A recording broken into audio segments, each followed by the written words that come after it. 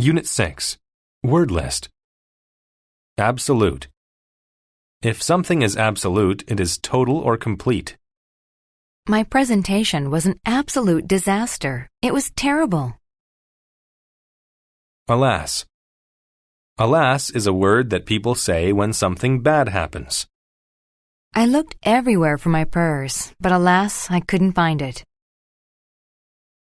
Attentive. If you are attentive, you are careful and you pay attention. He is a good student because he is attentive to every detail on his work. Cape. A cape is a large cloth that covers one's back and is tied around the neck. The superhero wore a long red cape. Envision. To envision something means to imagine that it may happen. I can envision my mom's face when I give her this present. Evenly. When something happens evenly, it happens at the same rate or level. The food was handed out evenly among the hungry people. Folk. Folk are common or average people. I've invited all the folks from our street to a gathering at my place. Melt. To melt means to turn from a solid to a liquid. The snowman that we made yesterday melted in the sun. Patch. A patch is a part of a surface that is different in appearance from the rest. There was one small patch of grass in the sand-covered desert. Pleasure. Pleasure is a feeling of happiness. The student smiled with pleasure when she received the prize. Pop. A pop is a short, loud sound. I heard a loud pop, then my computer screen shattered. Pudding. A pudding is a sweet dessert. Would you like some chocolate pudding and coffee for dessert? Rail. A rail is a horizontal bar made of metal or wood. The cat was sitting on the rail of the fence. Recipe. A recipe is a set of instructions to make food. The apple cake that you made is really tasty. Can I have the recipe, please?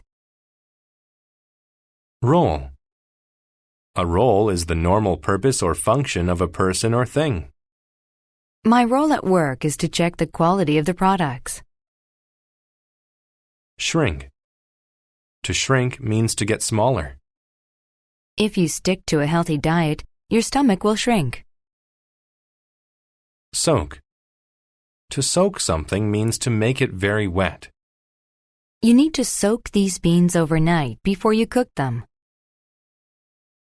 Spark. A spark is a small, quick flash of fire. As he welded the two pieces of metal together, sparks flew everywhere. Spirit.